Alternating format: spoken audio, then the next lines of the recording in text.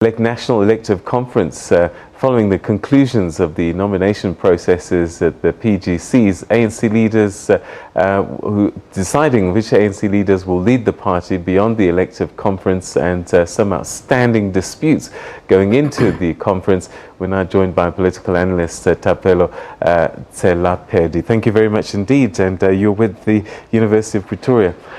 So we've had the PGCs, and you know, if you just look at the provincial numbers, it says Cyril Ramaphosa 5 versus Nkosazana Dlamini Zuma 4, but that really doesn't tell the story at all, does it? No, it's not a fuller story, and it's not even a detailed story for that matter.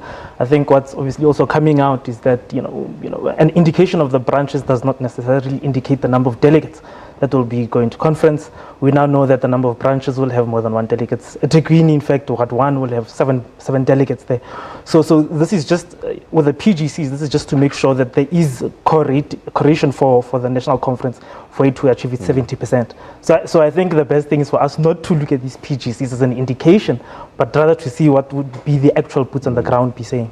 All right, so the race proper has really been, has evolved in recent weeks. And I'm just wondering, what is the state of the race after these VCMs, after these PGCs? Where would you say we are in the race now? Have the horses now become clearer? Because there were so many people at the beginning, and it looks like some have started to fall away. Look, it does look like the picture is starting to form, certainly. But like I said, the issue is going to be the number of delegates inside conference. There's also the two issues, the issues of Mpumalanga and the unity candidacy of sorts. But then there's also the issues of the PECs of the ANC in the different provinces, and the number of delegates each leagues have as well going to that conference. And you also see that the margin is not so big. I mean, some estimates are that the difference between the Nkosazana and Cyril are between 300 and 500 delegates in terms of nominations. So I'm not quite sure if that's going to be a big difference, given that that number excludes obviously the league's voting delegation and obviously the PECs of the ANC. So while we still have a slightly formed picture, I mean, compared to 2 weeks ago, but I mean, we're still not that close. I mean, conference is obviously next week effectively. So I think we'll have a better picture once you get in there. And certainly once we see the first day and they deal with the issue of credentials as well. So a lot of people observing these politics at the moment will say they can't remember a time there's been so much legal action, the ANC suing itself, contesting decisions, meetings, BCMs. Has it ever been like this before? And if not, why now? Look, perhaps it's for that sort of question, we need to look at post-1994 and how the ANC honestly was starting to look at organizational renewal. For a long time, I think the ANC did not look at issues of organizational development. And I think post-1994, when they were looking at UDF and SWAICO with the youth movement, for the first time then brought about branches in the regions and the provinces and so forth. In a sense, stabilizing the ANC as a political party, moving away, in a sense, from a liberation movement. So I think the ANC is struggling with a lot of these issues now. And I think part of the reason why this has kind of come into the sort of crisis of contradictions that it has is that partly an election to political office has, in a sense, also guaranteed election to government. So a person who's running for provincial chairperson of the ANC is in a sense also guaranteed to either be an MEC of the province or to be a premier of the province as well. So I think all of those issues have in a sense, come into contradiction. Careerist tag that we hear is playing out. In one sense, certainly, because obviously these things are interlocking. You would have, you'd be wondering what's a ordinary councillor worried about whether it's going to be in Nkosazana or so a lot of these leaders have been saying some interesting things. We've heard Baleka Mbete just now and Nkosazana Dlamini Zuma saying this elective conference is going to be peaceful. We are going to show the people that the ANC is going to come together. Gwede Mantashe is saying that the press likes to call it division. We call it contestation.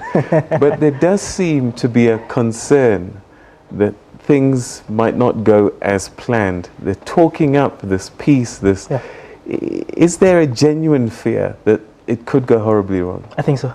I think, in fact, those statements are indicative of that fear. And there's obviously a need to rein in on sort of elements that may want to disrupt the elective conference. And I think a number of them have obviously spoken with regards to making sure that there isn't a lot of bribery as well going to that conference. So I do gather that there must be legitimate fear over the disruption of that conference and making sure that there isn't any violence, as we saw in the Eastern Cape. So you talked about the delegates. I mean, the numbers still to be fixed, the allocations still to be fixed, but you may win a province, you may win all these nominations, but actually in the end, it's what that delegate does when he gets into the ballot box. Yeah. And sometimes there's a disconnect from what was discussed at the province to what actually happens at conference. Why is there this disconnect? It should be straightforward. Look, remember also at National Conference there's going to be a secret ballot. Or let's just even go a bit back. At the Provincial General Conference, obviously, these are branches speaking, not necessarily delegates. So you're just pronouncing what has been the mandate of each PGMs. So at National Conference, it's going to be a secret ballot. People are not going to be watching you. And obviously also the outcome, it's not going to be a situation where that KZN voted in this manner in Eastern Cape and so on and so forth. It's going to be a consensus saying this has been the outcome of the votes. So anything can happen in between that period between PGCs and the actual voting at the elective conference. Can the spectre of bribery play out in this conference? Look, we can't rule it out. In fact, it's most likely to be that way. But I think in this, compared to Mangaung, this elective conference, it's a bit harder to be able to bribe people, I think. I think there's been a groundswell of opinion over what's right and what's wrong. There's been a lot of quite clear moral issues and ethical issues. So I think people are looking to straighten those lines going to this elective conference. Have the branches been clear about who they're voting for and why? Or is it literally just KZN must go to Nkosazana, it's her home province. Limpopo must go to Cyril, it's his home province. Have people actively engaged, do you believe, and chosen carefully who they believe should lead their party? Look, I think the perception of the issue of Nkosazana being the radical economic transformation candidate and then Cyril Ramaphosa being almost this New Deal candidate is really taking hold, at least in terms of perception of ANC members, I suspect. And obviously then those who are, this New Deal seem to be people who are going to, I think, take back some of the gains of the ANC in terms of its radical economic transformation.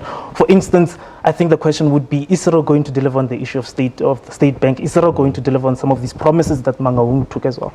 And those things are quite important, obviously. But at the end of the day, the ANC is one. The ANC has a strategy and tactics and economic transformation document. And I think both those candidates are going to push for that. We've run out of time, but very quickly, the Mabuza factor.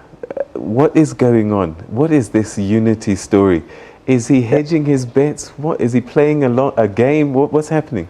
That's an interesting one because there was a video clip of him effectively saying, I am the unity candidate. But it's quite clear that this has obviously angered as well KZN. I think KZN has made sure that on that side they keep up to the agreement, and clearly Mpumalanga hasn't. But I think he's also hedging his bets to see who's going to be the winning horse come elective conference. And we're going to see if that strategy works out or not. All right. Thapelo, thank you very much indeed for joining us and giving us interesting insights as we count down. Yeah. I'm sure views will change every 24 hours going forward. Thanks so much for your time. All right. Francis?